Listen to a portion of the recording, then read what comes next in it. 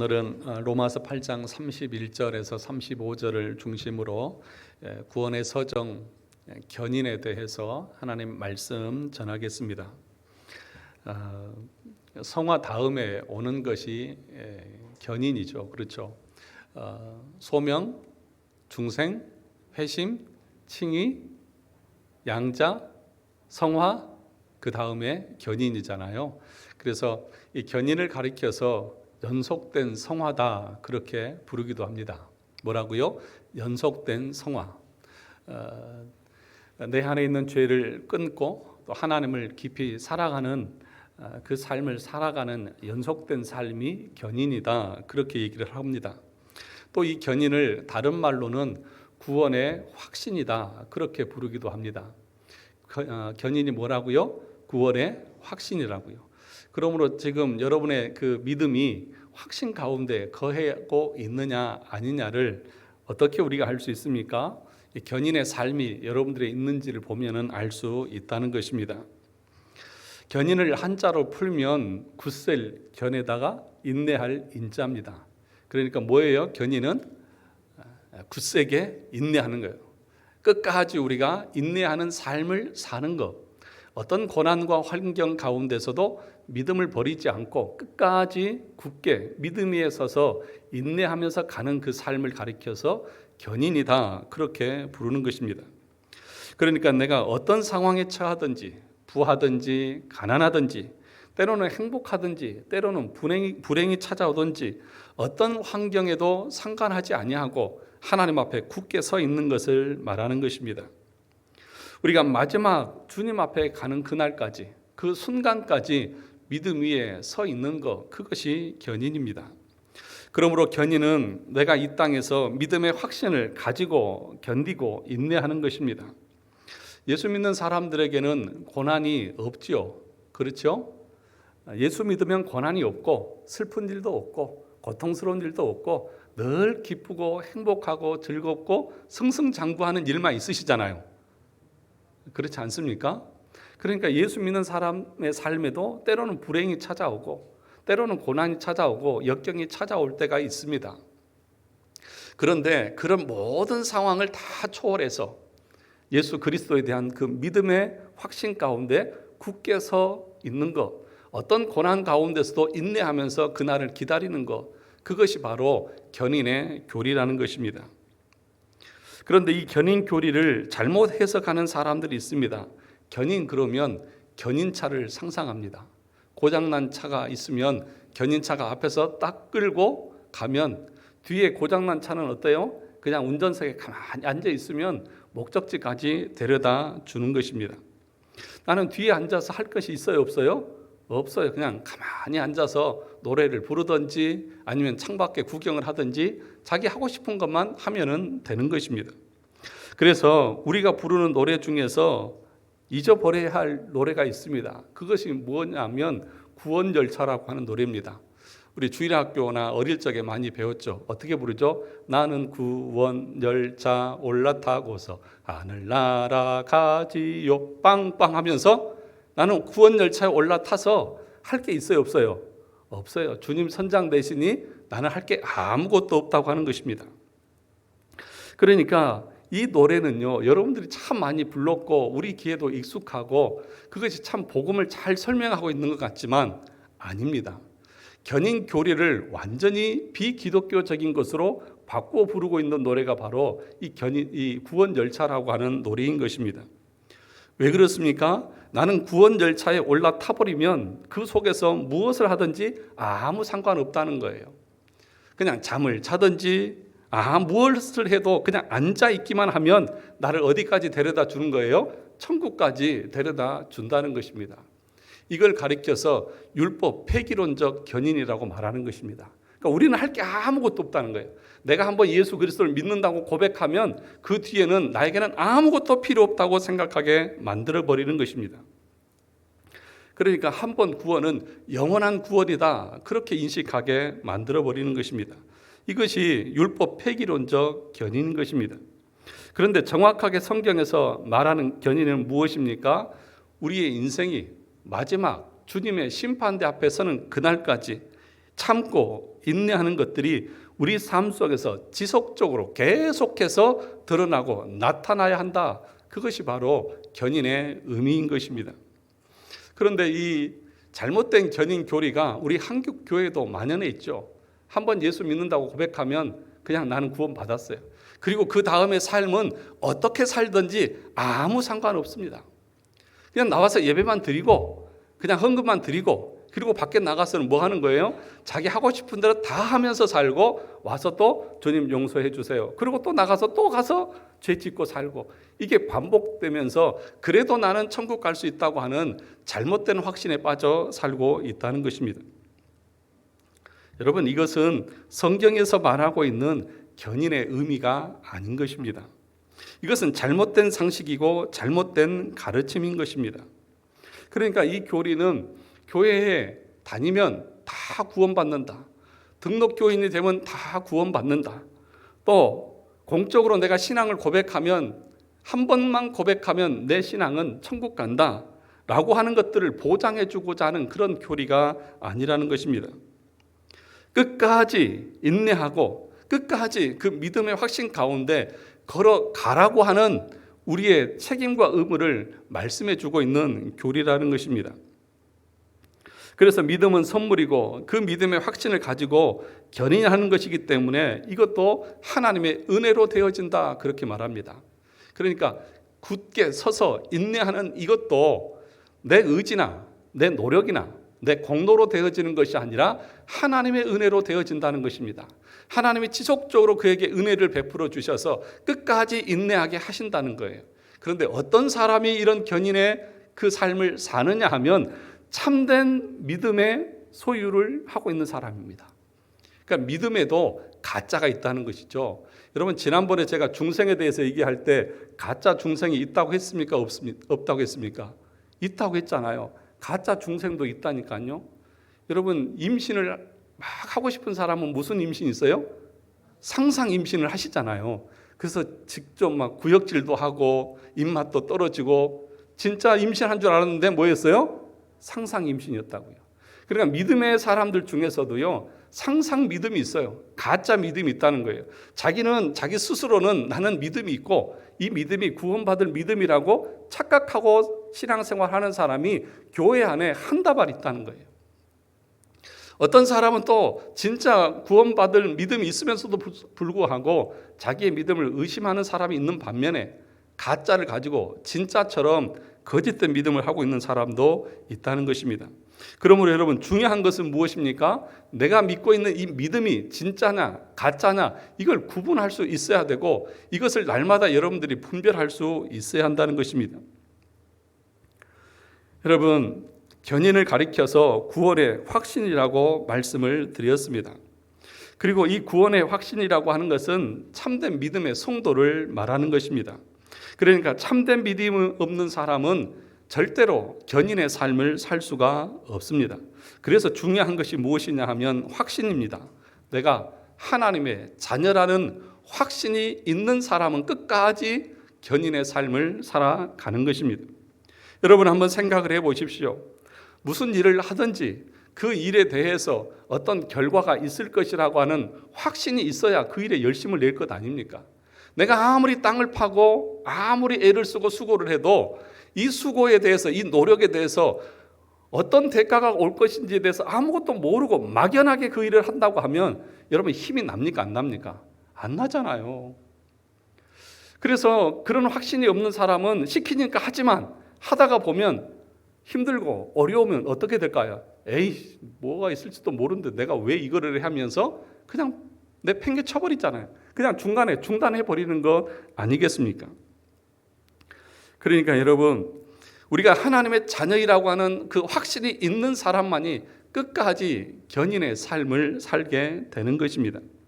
될지도 안 될지도 모르는 것에 내 시간과 물질을 다 드리는 사람은 우리 중에 없습니다. 그래서요, 여러분, 마태복음 13장에 보면 그런 예가 있잖아요. 우리 마태복음 13장 가서 한번 보겠습니다. 마태복음 13장입니다. 마태복음 13장은 무슨 장이에요? 우리 13장 20절을 가서 보겠습니다.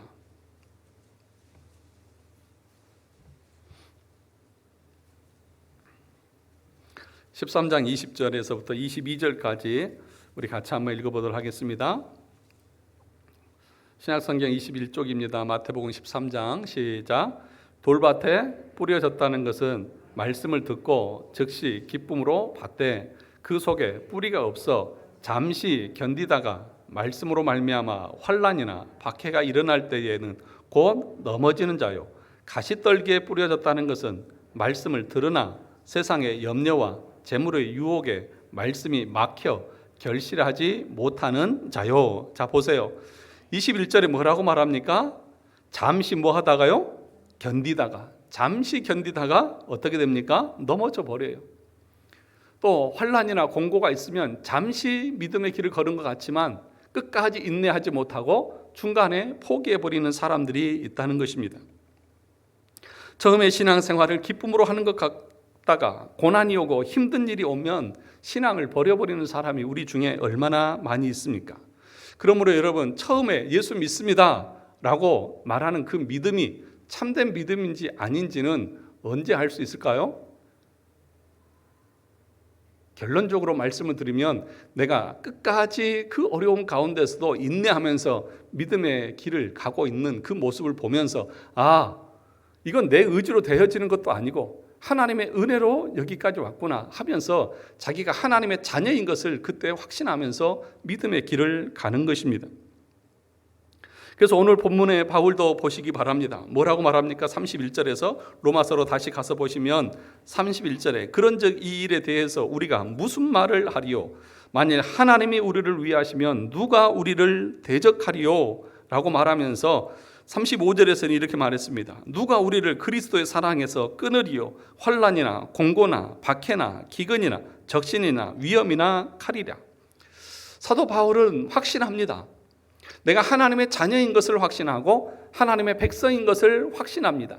누가 우리를 대적하리요? 누가 우리를 정죄하고 누가 우리를 고발하고 누가 우리를 하나님의 그 사랑에서 끊을 수 있느냐라고 말하는 것입니다. 다시 말하면 사도 바울은 뭐라고 말하냐면 나는 어떤 고난과 어떤 고발과 어떤 정죄와 어떤 환난 가운데 처한다 할지라도 하나님을 향한 내 사랑과 하나님을 향한 나의 믿음은 조금도 털끝만큼도 흔들리지 않는다. 그렇게 지금 고백을 하고 있는 것입니다. 사랑하는 성도 여러분, 신앙생활 하다 보면 참 힘든 일이 많이 있고 포기해버리고 싶은 순간들이 왜 없겠습니까? 그런데 그 순간에도 참된 믿음의 사람들은 뭐라고 말합니까?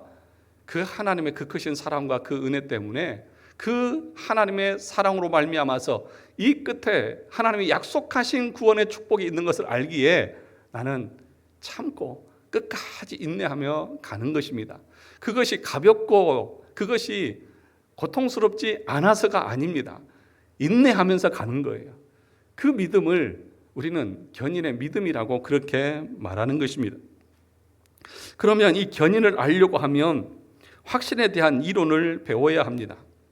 예수 그리스도께서 나를 위해서 돌아가시고 그분이 십자가에서 내 모든 죄책을 담당해 주셨고 그리고 죽으셨다가 부활하심으로 의롭다고 칭해 주셔서 그 의가 나에게 전가됨으로 내가 구원받은 하나님의 자녀가 된다는 사실은 알겠어요. 그런데 그것이 내 것이냐고요. 그것이 내 것인지를 어떻게 여러분들이 확신할 수 있느냐 하는 것입니다. 그래서 그 확신을 갖기 위해서 전제되어져야 하는 것이 있는데 그것이 뭐냐면 믿음이라고 하는 수단입니다. 믿음. 그러니까 믿음과 확신은 둘 다 신뢰한다고 하는 것에서는 같은 의미일 수도 있습니다. 그런데 여러분 잘 생각해 보세요. 확신이 있어야 믿음을 갖습니까? 믿음이 있어야 확신을 갖습니까? 뭐라고요? 뭘 웅얼거리지 말고 얘기를 해주세요. 확신이 먼저입니까? 믿음이 먼저입니까? 믿음이 먼저잖아요. 믿음이 있어야 우리는 확신을 하게 되는 것입니다. 구원의 서정을 봐도 여러분 회심 안에 뭐가 있다고 했습니까? 회개와 믿음이 있다고 그랬잖아요. 그러면 견인은 어디 있어요? 한참 뒤에 있잖아요. 그 견인이 구원의 확신이라고 말했으니까 믿음 다음에 확신이 오는 것이잖아요. 그러면 여러분, 믿음은 어떻게 생기는 거예요? 믿어라 믿어라 하면 믿음이 생겨지는 것입니까? 아니죠. 믿음이라고 하는 것은 그리스도에 대한 정보를 아는 것입니다. 예수 그리스도가 누구인지를 알아야만 믿음이 생기는 것입니다. 이것은 목사의 설교를 통해서 여러분들이 배울 수 있는 것이죠.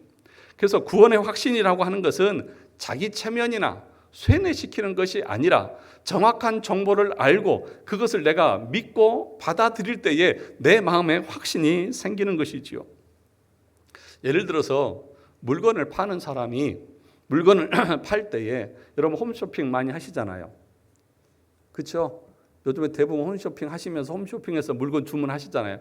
그래서 그 호스트들이 나와가지고 물건을 설명을 하잖아요. 이 물건은 뭐에 좋고 뭘로 만들었고 무슨 기능이 있고 이거 사면 여러분들에게 무슨 유익이 있고 막 설명을 하면 여러분들이 듣다가 어때요? 야, 저거는 믿을만하다. 그렇죠? 정보를 듣고 여러분들이 믿을만하니까 확신을 가지고 전화를 해서 주문을 하시는 거잖아요. 그러니까 우리의 믿음이라고 하는 것은 덮어놓고 믿으세요 해서 믿는 것이 아니라 하나님의 말씀에 대해서 깊이 연구하고 그 말씀을 듣고 그 말씀이 여러분들에게 납득이 되어질 때 믿음이 생기는 것이죠. 그런데 그 믿음이라고 하는 것이 여러분들이 논리적으로 이해가 잘 되어서 되는 것도 있지만 결정적으로는 누가 하시는 거예요? 성령께서 내 안에서 거듭나게 해서 그것이 믿어지게 하시는 역사가 소명이고 유효한 부르심이라고 말씀을 드렸지 않습니까? 그래서 어떤 사람들이 물건을 팔면서 그 물건에 대한 정보는 주지 않고 이것에 대한 기능을 설명해 주지 않고 더 생각할 것도 없어요. 그냥 저만 믿고 구입하세요. 이렇게 말하는 사람은 어떤 사람일까요?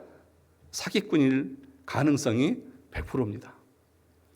설명도 안 해주고 무조건 사세요 라고 말하는 사람은 사기꾼이죠. 그러므로 사랑하는 성도 여러분, 여러분의 믿음이 참된 믿음인지 아닌지를 늘 점검하셔야 됩니다. 왜냐하면 이 믿음의 결과가 우리를 천국과 지옥으로 가르기 때문입니다. 그런데 이것이 참된 믿음인지 아닌지 구별할 수 있는 그런 능력들이 오늘날에는 다 사라져 버렸다는 거예요. 한번 생각해 보시기 바랍니다. 한번 질문해 보겠습니다. 여러분의 믿음 어느 정도인 것 같습니까? 내 믿음으로 여러분들이 천국에 갈 수 있는 그런 믿음인 것 같습니까? 아니라고 그러면 큰일 나는데요. 여러분, 우리는 예수 그리스도를 내가 나의 구주로 고백했다고 그렇게 믿음을 통해서 우리는 천국 간다고 생각하고 그것만이 전부라고 생각합니다. 그런데 여러분, 성경 한 구절 더 찾아가서 보겠습니다. 로마서 다음에 고린도전서를 가서 보시죠. 고린도전서 13장. 고린도전서 13장은 무슨 장이에요? 네, 사랑장이죠. 우리 같이 한번 고린도전서 13장 1절에서부터 3절까지 같이 한번 읽어보도록 하겠습니다. 신약성경 278쪽입니다. 다 같이 읽어보겠습니다. 1절부터 3절입니다. 시작. 내가 사람의 방언과 천사의 말을 할지라도 사랑이 없으면 소리나는 구리와 울리는 꽹과리가 되고 내가 예언하는 능력이 있어 모든 비밀과 모든 지식을 알고 또 산을 옮길 만한 모든 믿음이 있을지라도 사랑이 없으면 내가 아무것도 아니요. 여기 보니까 무슨 믿음이요? 뭘 옮겨요? 산을 옮길 만한 믿음이 있어도 사랑이 없으면 아무것도 아니다. 3절 보시죠. 내가 내게 있는 모든 것으로 구제하고 내 몸을 불사르게 내줄지라도 사랑이 없으면 내게 아무 유익이 없느니라. 여러분 보시기 바랍니다. 정말 놀라운 것은 뭐냐 하면 믿음이 있을지라도 안 된다. 그렇게 지금 바울은 얘기하고 있지 않습니까? 믿음이 있을지라도 사랑이 없으면 안 된다. 근데 그 다음에 더 충격적인 것은 뭐냐면 내가 내 모든 재물을 내어주는 믿음이 있고 또 뭐예요? 그 믿음을 가지고 내가 내 몸을 불사른다 할지라도 그러니까 순교의 재물이 되어져도 그러니까 이 순교자들은 어떤 믿음이 있을까요? 예수 그리스도에 대한 분명한 믿음이 있겠죠. 천국에 대한 소망이 있겠죠. 그러니까 그것에 근거해서 자기의 모든 목숨까지 내어놓겠죠. 그런데 그렇게 내어놓는다 할지라도 그 사람이 100% 구원받았다고 말할 수 없다. 그렇게 얘기하고 있는 거예요. 얼마나 두려운 말씀입니까? 자기 몸을 불사른 데를 내어주고 자기의 재물을 다 구제한 데 쓴다 할지라도 그것이 그 사람의 구원받았다고 하는 증거는 될 수 없다. 그렇게 지금 바울은 말하고 있는 거예요. 사랑하는 성도 여러분, 그러니까 우리는 수많은 거짓 확신 속에 있음에도 불구하고 구원과 아무런 관계없는 믿음 가운데 살고 있으면서도 내가 구원받을 것이라고 착각하고 살아가고 있다는 것입니다. 여러분, 보통 사람들이 이런 얘기를 많이 합니다. 가난하고 또 힘들고 또 어려울 때는 정말 예수 그리스도 앞에 나와서 엎드려 기도하고 정말 열심히 하다가 이제 모든 것이 다 해결되고 좀 돈 좀 벌고 부자가 되니까 이제는 주님 붙드는 것도 시원찮고 그냥 믿음에서 점점 멀어져 가더라. 그런 말 들어보셨어요? 안 들어보셨어요? 여러분도 그러십니까? 그러면 이렇게 얘기하면 어떨까요? 돈이 없을 때는, 가난할 때는 늘 부모님이 찾아가서 같이 식사도 하고 대화도 하고 같이 이렇게 즐겁게 지내다가 이제 자기가 좀 아들이 부자가 되고 돈을 많이 벌고 나니까 이제는 부모님 집도 안 찾아가고 부모님하고 대화도 안 하고 자기 혼자 살더라. 그게 상식적으로 납득이 됩니까? 왜 대답을 안 하세요? 납득이 됩니까? 여러분 자녀들 그러신가요? 그렇지 않잖아요. 그러니까 우리의 믿음에 이것을 대입시켜 보면, 예를 들어서 내가 부자가 되어져서 하나님과 멀어지고 신앙생활 게을리하고 나태하게 되어지면 그건 꼭 지옥 가는 것인데, 그러면 돈 벌 이유가 어디에 있습니까? 돈을 왜 버십니까? 돈 벌면 지옥 가는데. 그러니까 이런 말은 통하지 않는 말이고 이것은 옳지 않는 말이죠. 그러니까 바울이 여기서 나는 어떤 상황과 환경에도 나는 그리스도의 사랑에서 끊어지지 않을 것이라고 하는 것을 확신한다고 하는 그 말의 의미는 뭐냐 하면, 내가 돈이 많든지 적든지, 내가 가난하든지 부하든지 그 어떤 상황에도, 그러니까 돈은 1.1핵도 내 믿음을 변하게 할 수 있는 것이 아니다, 조건이 아니다라고 지금 바울은 말하고 있는 거예요. 만약에 그것 때문에 여러분들의 신앙생활과 믿음이 변질되고 달라졌다고 하면 처음부터 여러분의 믿음은 그런 것이었지 참된 믿음이 아니었다는 것입니다. 그 믿음이 그 물질로 여러분들의 그 믿음의 어떤 한 것이 증명되고 드러날 것뿐이었지 여러분의 믿음이 참된 믿음이 아니었다는 거예요. 사랑하는 성도 여러분, 여러분들은 내가 부하든지 가난하든지, 내가 병들든지 건강하든지, 내가 불행하든지 행복하든지 어떤 환경에 처한다 할지라도 하나님을 향한 여러분의 마음과 믿음은 굳게 서서 변하지 않을 자신이 있습니까? 이럴 때는 아멘을 하셔야 된다고요. 그게 참된 믿음이라고요. 그것이 참된 믿음이라고요. 여러분의 믿음이 여러분의 환경과 조건, 여러분의 마음의 상태에 따라서 이렇게도 되고 저렇게도 된다고 하는 믿음은 성경에서 말하고 있는 참된 믿음이 아니라고요. 그러니까 바울은 뭐라고 말합니까? 오늘 38절을 보시죠. 로마서 8장 38절입니다. 38절 같이 한번 읽어보겠습니다. 38절에서 39절까지 시작. 내가 확신하는, 내가 뭐 한다고요? 확신한다고요. 그 다음에 사망이나 생명이나 천사들이나 권세자들이나 현재일이나 장래일이나 능력이나 높음이나 깊음이나 다른 어떤 피조물이라도 우리를 우리 주 그리스도 예수 안에 있는 하나님의 사랑에서 끊을 수 있다 없다? 없다는 거예요. 그러면 하나님이 우리를 붙들어 주시는 것을 말하기도 하지만 사도 바울이 자기 스스로가 내가 죽음에 처한다 할지라도, 내 목에 칼이 들어온다 할지라도, 아니 내가 이 세상에 살면서 성공하고 승승장구한다 할지라도, 아니면 내가 정말 저 지옥같이 감옥같이 저 아득한 그 지하에 갇힌다 할지라도, 어떤 처지에 처한다 할지라도 하나님을 향한 내 확신, 내 믿음은 1.1핵도 흔들리지 않는 온전하고 견고한 믿음이다, 그렇게 말하는 거예요. 그것이 견인입니다. 그것이 견인이라고요. 그러니까 참된 확신 가운데 있는 사람들은 어떤 환경과 처지에 있다 할지라도 그 믿음이 흔들리지 않는 거예요. 고난이 없는 것이 아니에요. 없어서 그런 것이 아니에요. 부자해서 믿음이 좋은 것이 아니고 가난해서 믿음이 안 좋은 것이 아니에요. 어떤 상황에 처한다 할지라도 나의 그리스도를 향한 확신은 흔들리지 않는다 라고 말하는 거예요. 이게 견인교리인데 우리는 어떻게 말하냐 하면 어떻게 생각하냐 하면 고난이 있으면 그냥 떠나가는 것을 자연스럽게 생각하고요. 때로는 부자가 되어지고 이제 풍족해지면 신앙생활 열심히 하지 않는 것이 당연시 되어지고 있는데 그거는요, 원래 그 사람이 참된 믿음의 소유자가 아니었기 때문에 그런다고요. 그것이 지금 성경에서 바울이 우리에게 제시해주고 있는 참된 믿음은 어떤 것이고 가짜 믿음이 어떤 것인지를 우리에게 말해주고 있는 거예요. 사랑하는 성도 여러분, 우리 후암제일교회 모든 성도들이 이런 믿음을 가질 수 있기를 주님의 이름으로 축원합니다. 그러므로 여러분, 환경 탓하지 마세요. 아이고 제가 너무 바빠서요. 아니요. 아무리 바빠도요, 급한 일 있으면 그거 다 만사 제쳐놓고 그 길 가요. 그렇지 않습니까? 예를 들어서 여러분들이 직장에서 일을 하고 있는데 예를 들은 겁니다. 불행한 예지만 내 자녀가 교통사고가 나서 병원에 지금 수술 중에 있다 그러면 여러분 어떻게 하시겠어요? 아, 내가 지금 직장에 근무 중이라서 다음에 갈게요. 이렇게 하실 분 있으세요?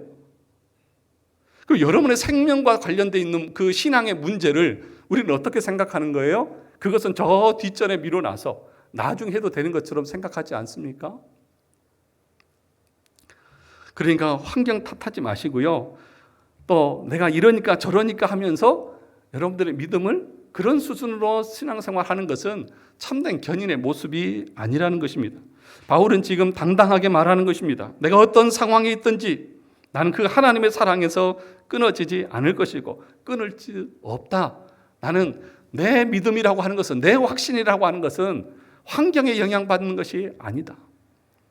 그러므로 여러분 어떻습니까? 바울의 그 모습을 보면 감옥에 갇혀서도 내일 사형당할 그 위치에 있으면서도 어떻게 해요? 하나님을 찬양하고 하나님 앞에 기도하고 그 믿음이 조금 더 흔들리지 않지 않습니까? 이게 참된 견인의 모습이라는 것입니다. 그런데 이 견인 교리를 잘못 알아서 아까 앞에서 말했던 것처럼 율법 폐기론적 견인에 쌓여 있는 사람들이 있습니다. 나는 이제 한번 구원받았으니까 나는 그냥 어떻게 살아도 나는 천국 간다. 이런 사람들 조심하시라는 얘기입니다. 아무리 여러분 한번 생각해 보십시오. 한번 구원은 영원한 구원이라고 생각하면 내가 열심히 신앙생활 해야 될 이유가 어디에 있습니까? 그렇잖아요. 이미 구원받았는데 열심히 할 일이 뭐 있어요? 내가 원하는 목표를 다 이루었는데 더 이상 노력할 이유가 어디에 있습니까? 여러분 죄를 지어도 주님 앞에 가서 용서를 구하면 다 용서해 주시고 그런데 내가 죄에 안 지을 이유가 어디에 있느냐고요. 견인의 교리를 잘못 이해하면 나는 이제 구원받았으니까 내가 어떻게 살든지 나는 천국 갈 거니까 이제는 나는 내 마음대로 살 거야. 이렇게 생각하는 사람들이 있을 수 있다는 거예요. 그런데 지난번에도 제가 말씀을 드렸지만 우리 하나님께서는 우리의 죄에 대해서 반드시 그 대가를 물으신다는 것을 아셔야 됩니다. 지금 당장 그 죄에 대해서 대가를 묻지 않지만 10년 뒤, 20년 뒤 아니 나는 내가 그 죄에 대한 대가를 받으면서도 내가 왜 이 고통을 받는지도 모르면서 그 죄의 대가를 치르는 그런 삶을 불행하게 살게 되어집니다.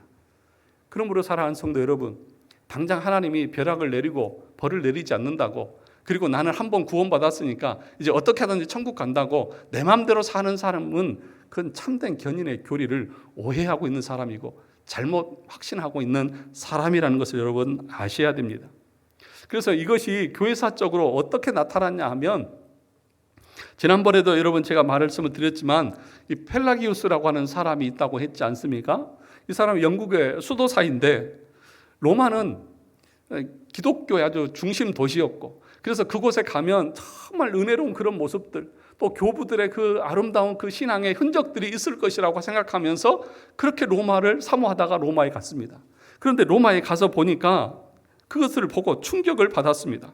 왜냐하니까 많은 사람들이 타락해 있고 술 취해 있고 첩을 두고 부패하고 타락하는 삶을 사는 것입니다. 너네들 왜 이렇게 사냐? 어떻게 예수 믿는 사람들이 이렇게 살 수 있느냐? 그러니까 그 로마 사람들이 뭐라고 말하냐면 우리가 구원받는 것은 행위로 구원받는 거 아닙니다. 오직 은혜로 구원받는 것입니다. 라고 말한 거예요.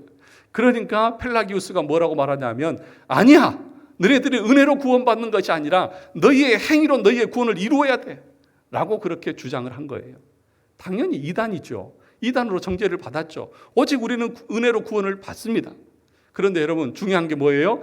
은혜로 구원받지만 구원받은 사람은 율법의 제3용도 성경에서 말하고 있는 그 말씀의 율법을 지키면서 살게 되어져 있는 거잖아요. 하나만 알고 둘을 모르는 거예요. 그래서 이 카톨릭은 이 구원의 확신 교리를 어떻게 바꾸어 버렸냐니까, 은혜로 구원을 받는다고 말할 수는 없고, 은혜로 구원 받는다고 말하니까 행위가 완전히 타락한 거예요. 그렇잖아요. 행위가 타락되어지는 거예요. 왜냐하면 구원 확신했으니까 더 이상 선하게 살 필요가 없는 거죠. 그래서 그 다음에 나온 교황 대그레고리 1세가 뭐라고 말했냐면, 구원의 서정 중에서 우리는 칭의가 앞에 있잖아요. 그렇죠? 견인 성화 앞에 칭의가 있잖아요. 그런데 이 카톨릭에서는 뭐라고 말했냐면, 이 칭의를 성화 뒤에다 놓으라고 그랬어요. 그래서 그러면 구원을 어떻게 이루는 거예요?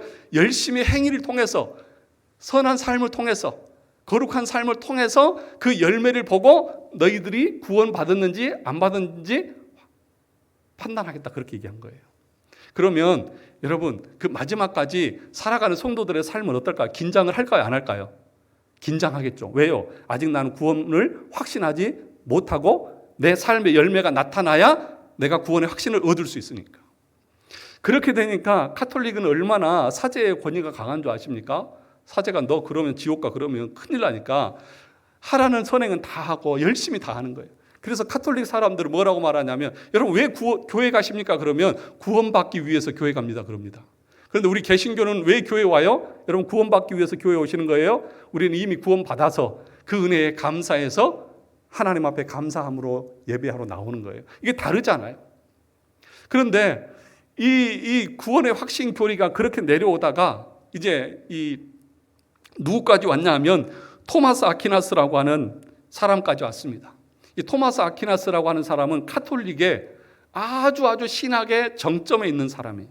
그러니까 우리 개신교로 말하면 칼빈 같은 사람이에요. 우리는 늘 칼빈에 대해서 얘기하잖아요. 기독교 강요. 아주 신학을 집대성한 사람. 이 토마스 아퀴나스라고 하는 사람은 카톨릭의 신학을 집대성한 사람이에요.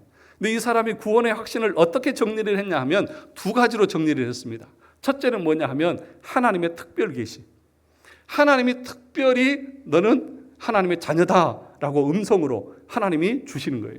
예를 들면 사도 바울과 같이 위대한 사람들만이 극소수만 하나님 앞에 특별 계시로 구원의 확신을 갖고, 나머지는 어떻게 구원의 확신을 갖느냐? 그 사람의 삶의 은혜의 열매의 증거를 통해서 확신을 갖는다, 그렇게 말한 거예요.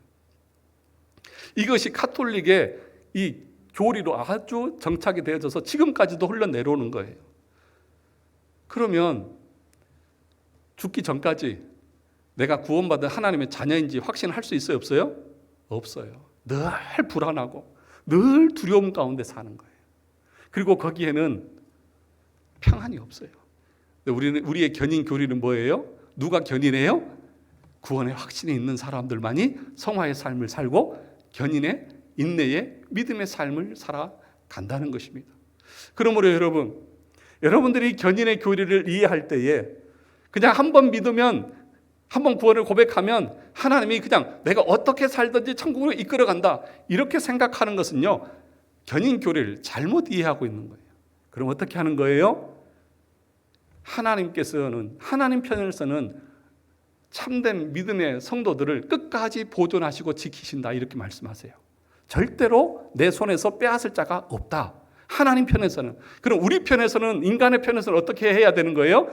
끝까지 그 믿음을 잃지 않고 고난과 환난과 어떤 환경 가운데서도 굳게 믿음 위에 서서 조금 더 흘리지 않는 그 믿음의 길을 가야 하는 우리 인간의 책임이 거기에 있는 거예요. 그런데 인간의 책임은, 인간이 해야 될 그 삶의 모습은 온데간데 없이 그냥 그렇게 간다고요?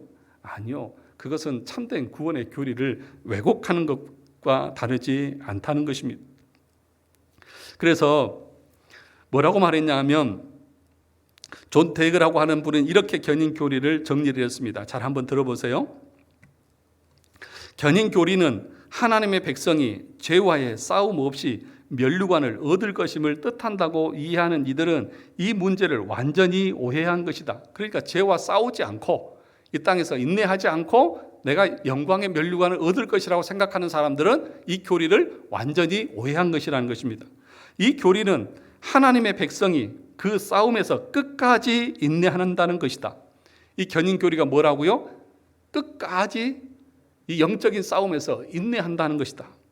그들이 그렇게 하지 않고 면류관을 얻을 것이라고 생각하는 것은 이 교리에 모순되는 것이다.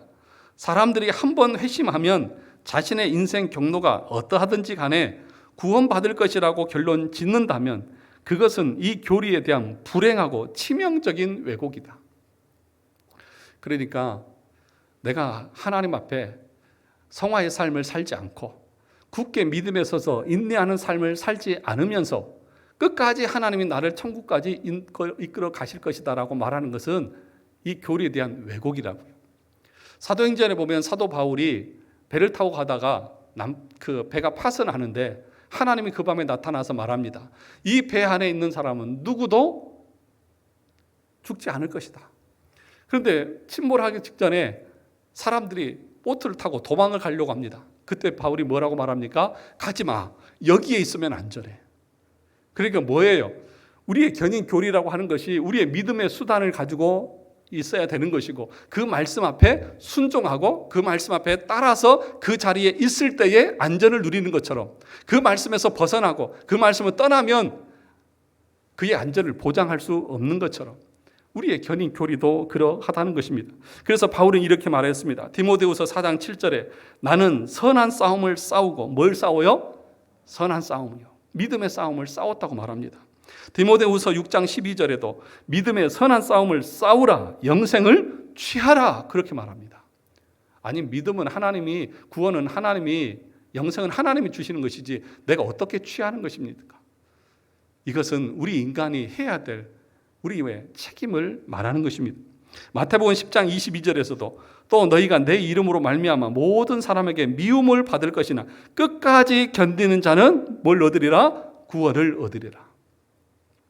요한계시록 2장 10절에도 너는 장차 받을 고난을 두려워하지 말라. 볼지어다 마귀가 장차 너희 가운데에서 몇 사람을 옥에 던져 시험을 받게 하리니 너희가 40일 동안 한난을 받으리라.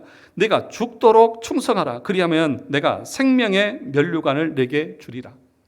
여러분 히브리서 12장 4절에도 너희가 죄와 싸우되 아직 피 흘리기까지 대항하지 아니하고 그러니까 죄와 싸우고 이 땅에서 믿음의 그 삶을 살기 위해서 어떻게 해야 되는 게요? 피를 철철 흘리듯이 그렇게 영적인 싸움을 싸워야 한다. 이게 견인이라는 거예요. 그런 영적인 싸움이 있습니까? 죄와 싸우고 죄를 끊기 위해서 내 마음에서 일어나는 그 욕망과 그 모든 세상의 그 유혹과 그런 것들에서 내가 싸우고 인내하면서 믿음 가운데 세워져 있느냐 하는 것입니다. 이것들을 위해서 하나님이 사용하시는 수단이 있는데 그게 뭐냐 하면 말씀의 수단을 사용하시는 거예요. 그 말씀으로 경고하시고 그 말씀으로 위로하시고 그 말씀으로 약속하시면서 우리가 끝까지 실족하지 않고 인내하며 가게 하나님께서 견인해 가시는 거예요. 그러니까 하나님이 견인하시는 것은 분명합니다. 그렇죠? 하나님 끝까지 믿은 자를 천국까지 이끌어 가셔요. 그런데 그것을 우리가 오해해서 나는 아무것도 하지 않아도 된다? 그것은 견인 교리에 대한 치명적인 왜곡이라는 거예요. 그건 뭐예요? 하나님이 나에게 은혜 주셔서 끝까지 참고 인내하고 죄와 싸우되 피 흘리기까지 싸우게 하신다는 거예요. 여러분의 삶에 그런 것이 있습니까? 이게 진짜 참된 믿음의 사람이고 견인을 받고 있는 사람의 모습이라는 것입니다. 그래서 도르트 신조만 말씀을 드리고 마치려고 하는데 이렇게 말했습니다. 따라서 참된 신자들이 믿음과 은혜를 완전히 상실하거나 끝까지 실족한 상태에 머물러 잃어버린 바 되지 않는 것은 그들 자신의 공로나 힘으로 인해서가 아니라 하나님의 과분한 자비로 인해서다. 하나님의 그 자비가 우리를 인내하게 만들고 우리를 믿음 위에 굳게 서게 만든다는 것입니다. 그래서 마지막에는 이렇게 말합니다. 그러나 견인에 대한 이 확신은 참된 신자들을 교만하게 하고 육신적으로 자기를 과신하게 만들기는커녕 오히려 겸손과 어린아이 같은 존경과 진정한 경건과 온갖 갈등 가운데서 인내와 열렬한 기도와 변함없이 십자가를 지고 진리를 고백하는 일과 하나님 안에 자리한 기쁨에 있어서 참된 뿌리다 그렇게 말하는 거예요. 그러니까 이 견인이 하나님이 나를 끝까지 견인해 가신다. 이게 내 교만이 될 수도 없고 내 방탕함도 될 수도 없고 하나님 앞에서 더 겸손해지고 그 하나님의 자비와 은혜에 대해서 너무 감사하고 얼마나 감사한 거예요. 얼마나 감사하냐고요. 하나님의 은혜가 나를 그 저 천국까지 이끌어 가는데 내가 그 피 흘리기까지 싸우는 그 믿음의 행위도 하나님이 나에게 자비를 베풀어 주셔서 그걸 가능하게 하신다는 것입니다. 사랑하는 성도 여러분, 참된 견인 교리 위에 세워져서 참된 위로를 누리는 우리 성도들이 되시기를 주님의 이름으로 축원합니다. 견인 교리만큼 우리에게 위로가 되는 교리가 없습니다. 왜요? 마지막까지 우리 주님이 우리에게 은혜를 주셔서 우리가 끝까지 견디고 인내하게 만드시기 때문입니다. 그러므로 여러분 삶 가운데 이런 인내가 없고 피 흘리기까지 싸우는 영적인 싸움이 없다고 하면 여러분은 버림받은 자일 수도 있습니다. 그러므로 여러분의 신앙과 여러분의 믿음들을 구분하시고 분별하십시오. 내가 참된 믿음 가운데 있는지. 그렇지 않다고 하면 하나님 앞에 엎드려서 하나님의 은혜를 구할 수 있어야 한다는 것입니다. 존 머레이는 이렇게 말했습니다. 우리는 믿음과 거룩함 속에서 끝까지 인내할 때 비로소 그리스도 안에서 우리의 안전함에 대한 믿음을 향유할 수 있을 것이다. 견인 교리 가운데 있을 때에 우리는 그 확신으로 기뻐하고 즐거워하고 그 위로 가운데 은혜 가운데 거하는 것입니다. 이런 은혜가, 이런 축복이, 또 이런 확신이 우리 모든 성도들에게 있기를 주님의 이름으로 축원합니다.